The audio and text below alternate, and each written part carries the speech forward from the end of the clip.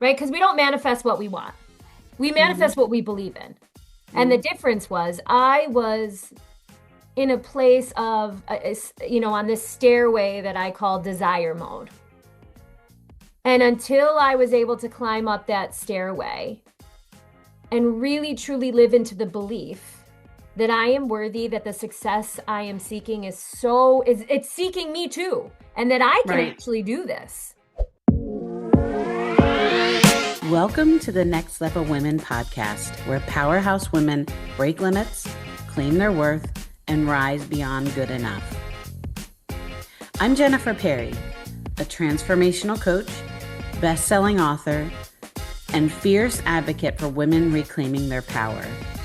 After overcoming adversity from an abusive marriage to Guillain-Barré syndrome, I've made it my mission to help women rise above limiting beliefs, unlock their genius, and create lives of freedom, ease, and fulfillment.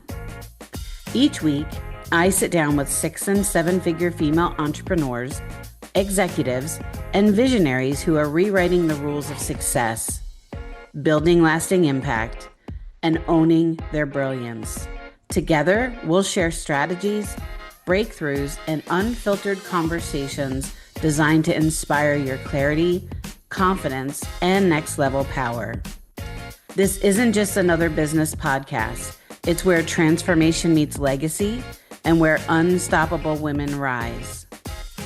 Welcome to the Next Level Women podcast. So, welcome to the Next Level Women podcast, where women stop waiting and start choosing what's next. I'm your host, Jennifer Perri. I'm a reinvention and divorce coach, a mindset and money strategist, and the CEO of Shiro Life and Empowerment Coaching. Each week, I sit down with powerful women who are redefining success and building life on their terms. Our guest today is Jenna D'Annunzio. How are you, Jenna? Good morning. How are Look you? at that, I'm look at wonderful. that Thank you. smile. And for those of you, we are recording this a little bit earlier, and to come on with such a smile, Oh, good thing to start the yeah, day. Well, I'm going to brag on you just for a couple seconds before we start getting into the interview, if that's all right with you. sure. Why not? But Jenna is a second generation entrepreneur. She's a certified holistic leadership and business coach, author, speaker, and co-owner of Soul Purpose Institute. Her work blends strategy, emotional intelligence, subconscious rewiring, and spiritual awareness to help high achieving entrepreneurs build aligned success without sacrificing peace, joy, or personal well being. And with each one of my podcasts, I give it a theme. And today we're going to talk about the inner work behind sustainable success. So, pretty accomplished lady that we have on here today. So, Jenna, why don't you kick it off with telling everybody a little bit more about yourself, where you live, and where you're joining us from? Yes, yes, of course. Well, again, as you said, my name is Jenna D'Annunzio, and I'm joining you from Rochester, New York. Born and raised. I'm actually bought a house with my husband in the same little town that I grew up in and went to school in. They always say once you're there, you never really leave. So, I absolutely love it here. And we were just chatting about the seasons. I'm a season girl, but I'm over this rain. So, yes, and I am a second generation entrepreneur. I started off in the business founded by my father, probably, oh my goodness, well, he founded it almost 30 years ago. So he is one of the first holistic business coaches in Rochester, New York. And I started working in the business probably about almost a decade ago now, I would say. So that's just a tiny little bit about me there. That's awesome. Well, we're gonna I have some questions I want to go through with you today, but I don't even know if I not just that he was one of the first holistic business coaches in just Rochester, like I never really heard of that until, a few years ago. Holistic anything, really. And I think maybe Yeah. it was, I always heard of holistic medicine and Mhm. things, but when you hear about holistic coaching, I'm actually a certified holistic divorce coach. Yeah. And you don't hear very much of that. I think it's starting to get a little bit more prevalent, but I think 30 years ago, he was probably one of the first in a lot of places, Yeah, not just Rochester, for right. No, sure. I think you're right there. Whether or not he kind of coined himself a holistic coach, I think he's always there's this term that he has always said, and that is who you are anywhere is who you are everywhere. Love And so that. that term in and of itself really identifies holism, where we are one person. We're all, we're one spiritual being living in a human experience. And so from a business perspective, most people, most business owners, entrepreneurs, even leaders, right? They think that their leadership skills or their business is separate from them. Hmm. They compartmentalize the two. And so what I do is I help entrepreneurs and leaders realize actually it's just an extension of who you are. Hmm. Who you're showing up in your business is really who you're showing up everywhere. So when I work on that holistic side of things, I recognize and I help people to understand that it's not two separate things. It may be two sides of the same coin, but it's more of an extension of who you are. And so that in and of itself is such a really powerful like aha moment for most of the Exactly. folks that work for me. They're like, wait a minute, I don't have to show up differently.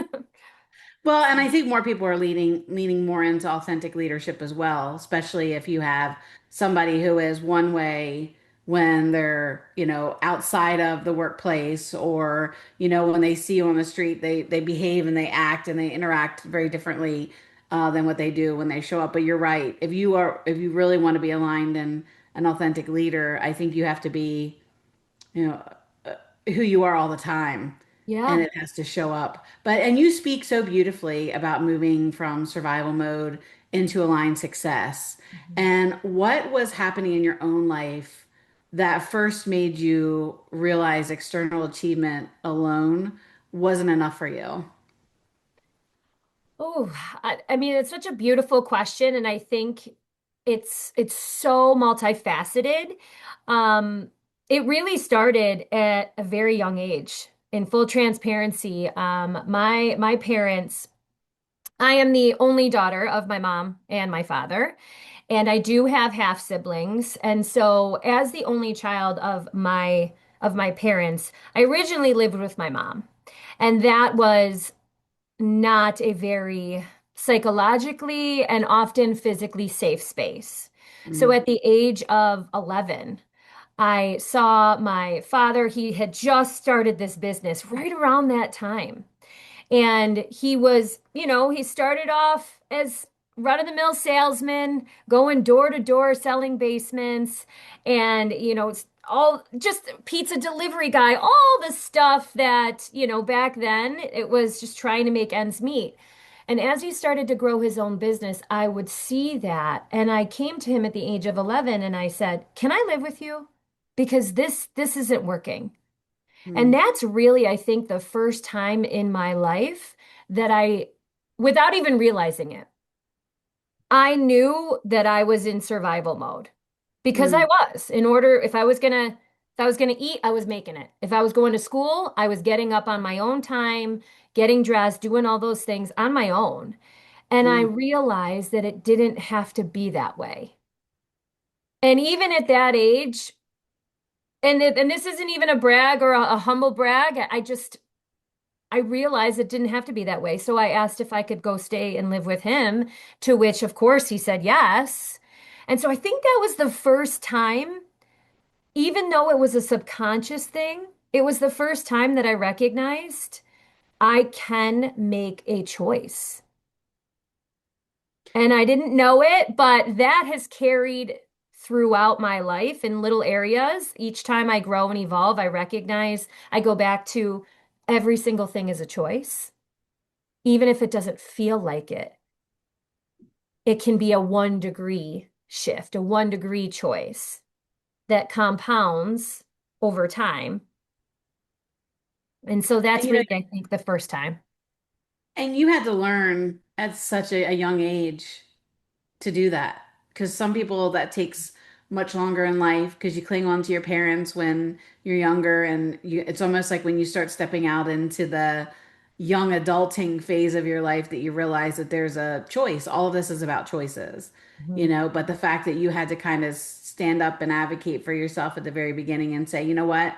I'm going to make this happen. If the other person around me isn't going to make my, if they're not going to get me up for school, if they're not going to, take care of me, I've got to take care of myself. And stepping in to kind of what your dad did or what he kind of laid the foundation for, what identity shifts did you have to go through to step into this leadership position, but also honor your father's legacy in the middle and, in all the whole process?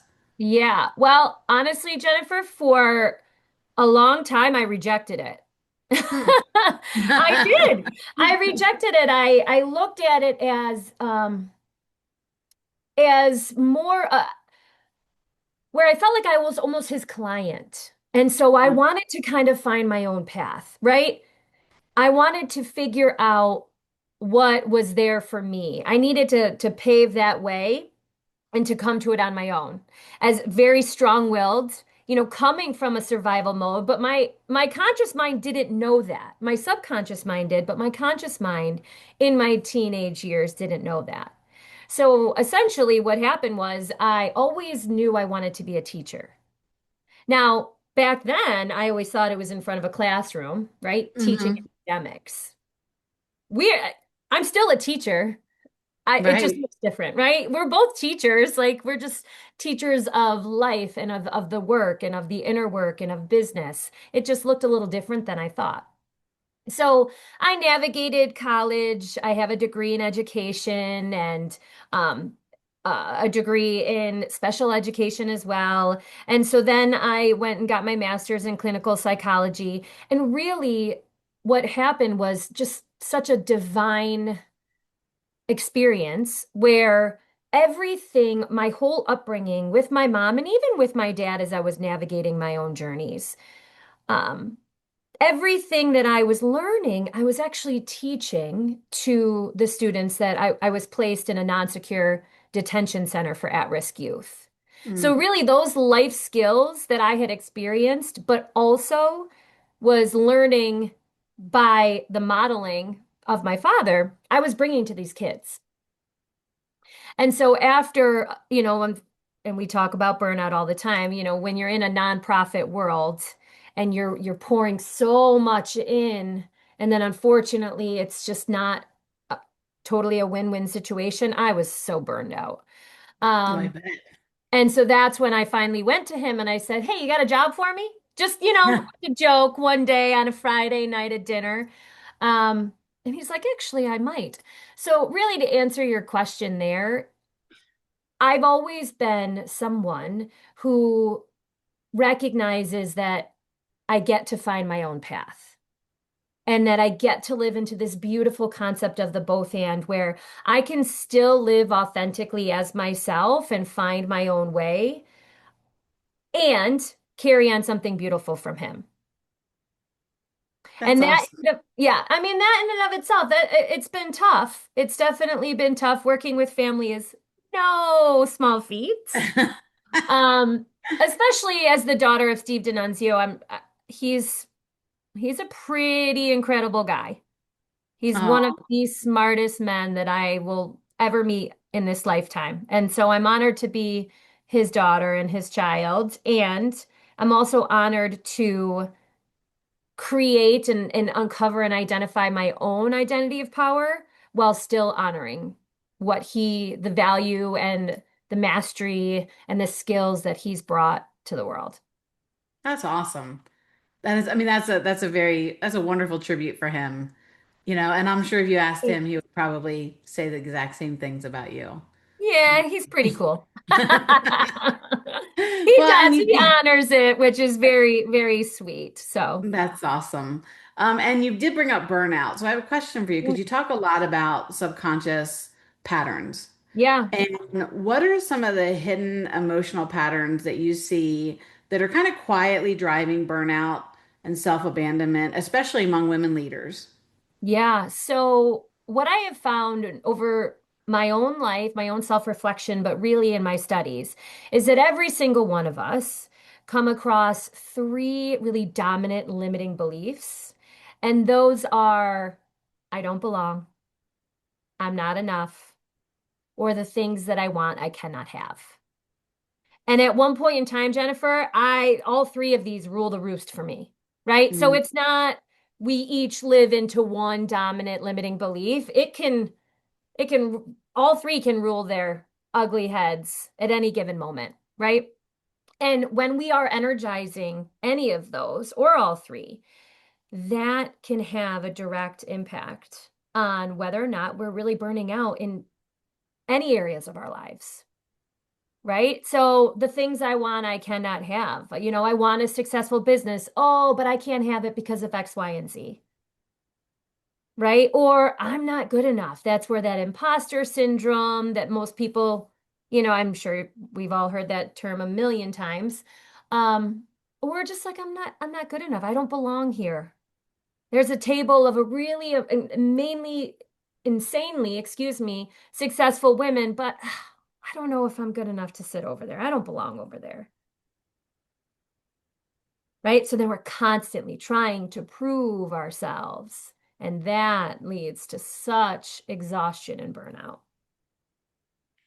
I see that with so many women that I do. I have a couple clients that are executive level, and you wouldn't tell at all Hmm. when you meet them or when they're on, Yeah. we always have this thing where you have to be on when you're at work or when you're interacting with people, and you can't even tell. But it's like after the end of the day when we sit down, we have conversations, they're just exhausted. And there's this constant dialogue with themselves of, nope, I show up, I'm on, I'm ready to go. Everybody can throw whatever they want at me. But really on the inside, I'm struggling. I feel like I don't get it. I feel like I don't deserve it. I feel like there's so much of that. And I think that's why there's also a massive disconnect where, empathetic leadership really needs to come into play a little bit more because there are a lot. I have women clients right now struggling with menopause trying to go to work. You know what I Hmm. mean? And trying to keep it all together. And I can relate. Hello. Like Yeah. I'm going through that smack dab in the middle is you continue no matter I think what level of success you're at. Sometimes your inner world has to really, really rush to rise up to meet it.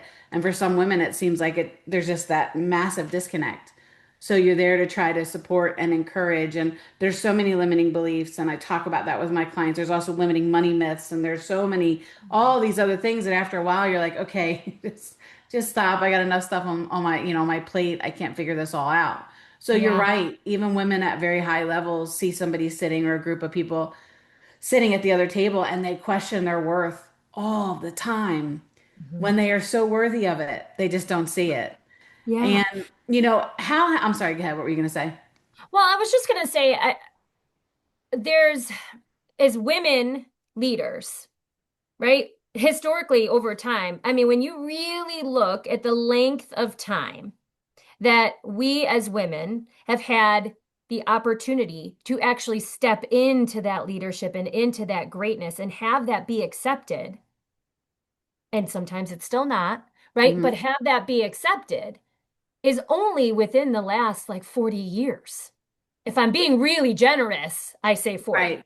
right? Right. You're right. So our our subconscious, if you look generationally, we're babies to this. Hmm. Every belief has always said that women are not good enough to sit at those tables. And there's this concept, this scientific concept called epigenetics.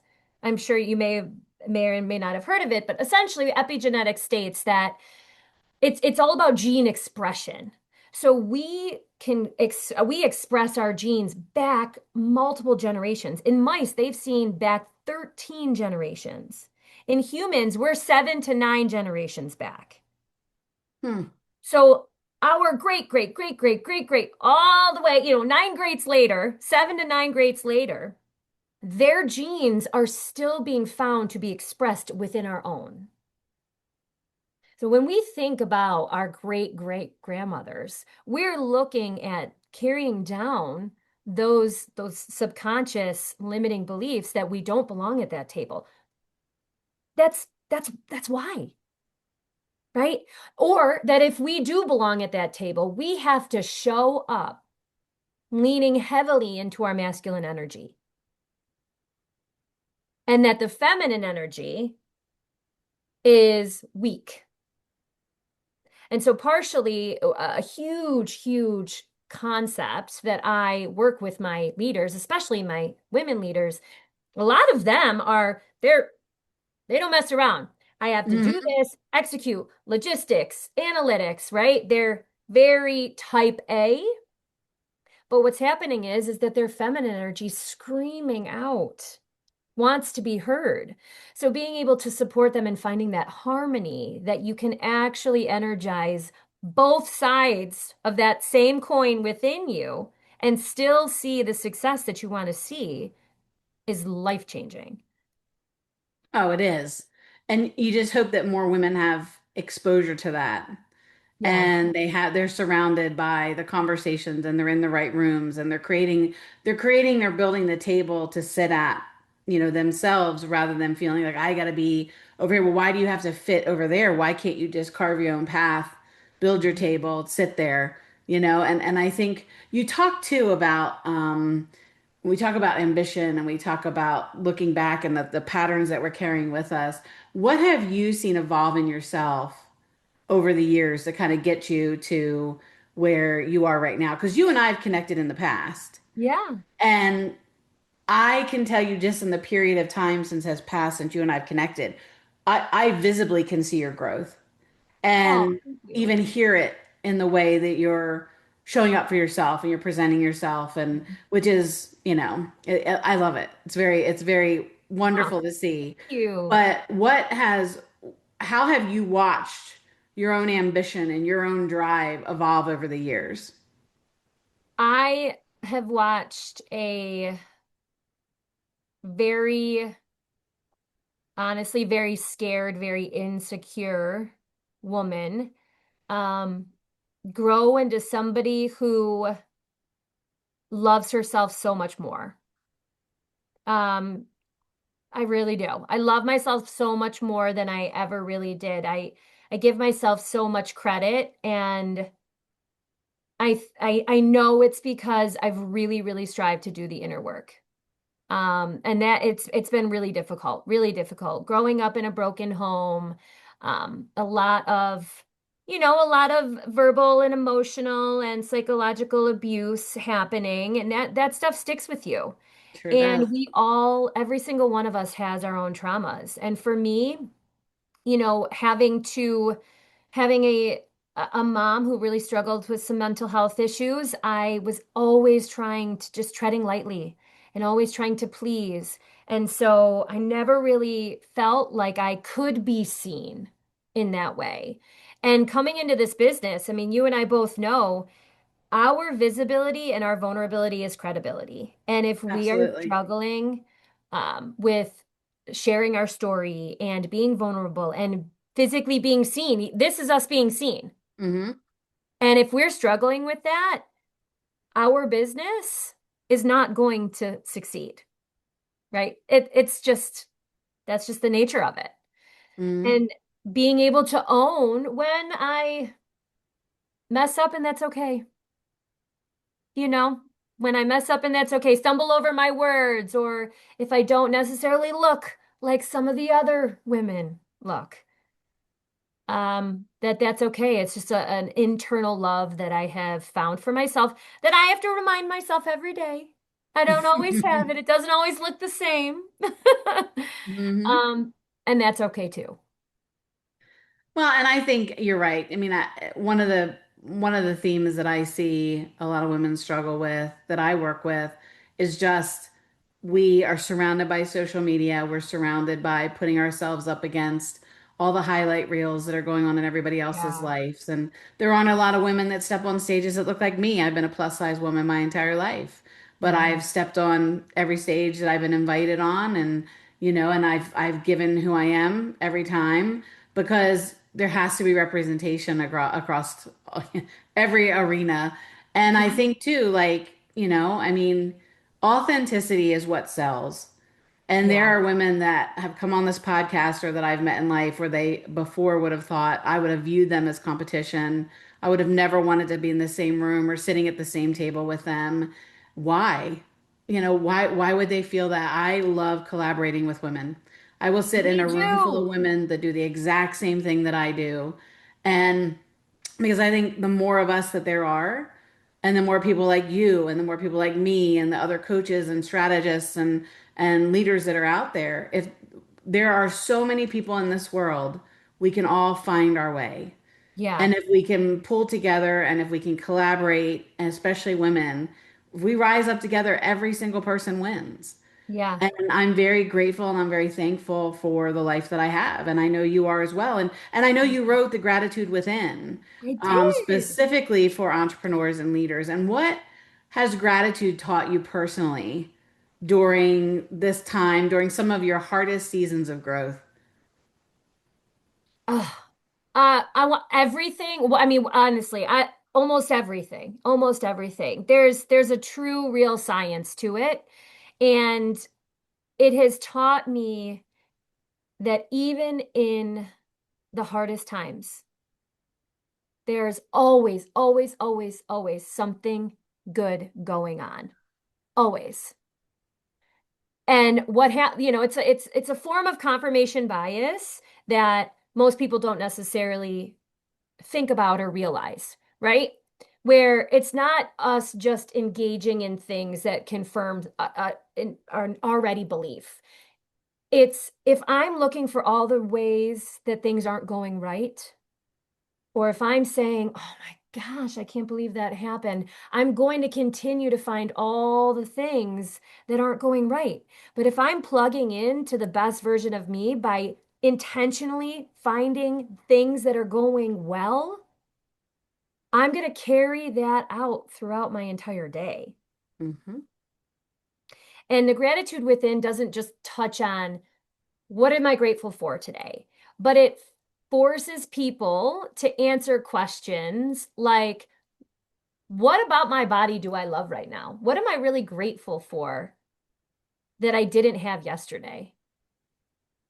And there's certain questions I've formulated questions that taps into the neuroscience of how can we best gain clarity, perspective, awareness, joy, peace.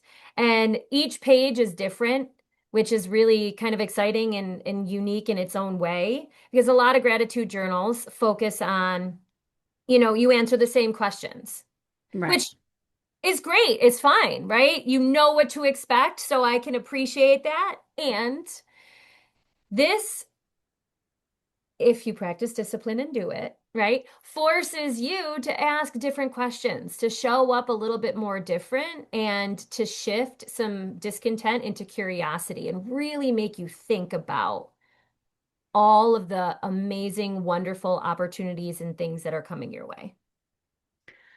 I love that. And one of the things you said in there's so many things you said that I wanted to comment on, but the one that sticks out is w women. I mean, I know men too, but women, we are our worst critics. Yes, And there are so many things that we always want to change about ourselves. And and I get it. I have my own little laundry list of things that I'm working on, but doesn't mean I stop loving myself in the middle. right. Like, you have the beginning, you have the end, but that messy middle is where growth really happens. It And I is. think that more than anything, what I want to accomplish with the podcast and bringing on all these different women that are doing wonderful, amazing things, but have had their own struggles and have had to learn who they were, at each step of the way is the main reason why I wanted to do this. And Yeah. for you, like you said, you had wanted to step into your next level with deeper alignment and sharper intention and more, I would say, grounded personal power. What Mhm. does that version of Jenna know now that the earlier version of you did not? That I can do it. That anything that if I truly align my beliefs, right? Because we don't manifest what we want. We Mhm. manifest what we believe in. And the Mhm. difference was I was in a place of, on this stairway that I call desire mode. And until I was able to climb up that stairway and really truly live into the belief that I am worthy, that the success I am seeking it's seeking me too, and that I can Right. actually do this. Like me write a book. Even that in and of itself, Jennifer, honestly, I was like, oh my God, that's for like famous people, right? Like really famous, crazy, successful millionaires write books. Hmm. That doesn't happen, right? Jim Britt is never going to reach out to me and ask to see me as a thought leader and ask me to be a author, a co-author. I didn't believe that I was worthy of it. I didn't believe that I belonged. And so I've really focused on now I, I belong everywhere, everywhere and anywhere. Like you said, Yes, you do. every stage that you're asked to be on, you belong there. So me too, girl, and we belong on there together. And I do. I always have this visual when I'm working, doing my own work, but only also working with women. Is there is this like real, here you are, here's the version of you that is your best self, that is everything that you were called to be, and here you are. You're somewhere here, right? It's about rising up to meet the life that is meant for you, Yeah. rising up and meeting you, stepping into your calling and stepping into your power and all of those things. And we all have the ability to do that. And it Yeah. is decision after decision. It's falling down and picking yourself up and moving forward. And I have no doubt in my mind that you are going to do everything that you put your mind to. And do you have anything right now that you're working on that you would like to share with us that you're excited about? Yeah, so well, I actually have a crazy amount of projects, but Gratitude Within just came out on Amazon, so I'm really excited about that. Awesome. I'm also pairing that with a new program called Aligned at First Light, which it's a self-guided toolbox, essentially what provides all the tools for anyone and everyone to start their day in a tapping into the best version of themselves. So there's Awesome. a wellness workbook with it, an intention statement template, the journal, I have nine guided meditations that I wrote. So it's really just a bundle, like a toolkit that anybody can purchase. There's all sorts of incredible goodies in there. And I am officially writing my book, my Nice. my book. So I'm very excited Nice. about that.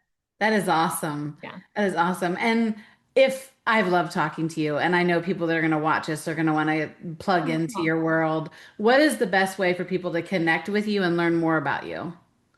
Yeah, so I am on all the social medias. I'm LinkedIn, Facebook, Instagram. My website is soulpurposeinstitute.com, where you can send us a direct message and get into my calendar and we can have a conversation. That is awesome. Well, I have thoroughly enjoyed reconnecting with you and Yes, me talking with you too. today. And I'm excited about all the stuff that you're going to be doing. And we are going to make sure that we share all the information about the things that you mentioned, your Awesome. book, and where to find you and all that with the post as well. But Jenna, it has been a delight talking with you again. I'm excited to see what's next for you. And as we wrap up today, I'd Mhm. like for all of you who are watching to remember this: the woman you're becoming is built in the decisions that you make today. So until we meet again, keep doing the work, keep choosing yourself, and keep rising into the life that's calling you. And I will be here every step of the way, guiding you to your next level. Thank you again, Jenna, and we'll see all of you next week. Thank you. Bye-bye.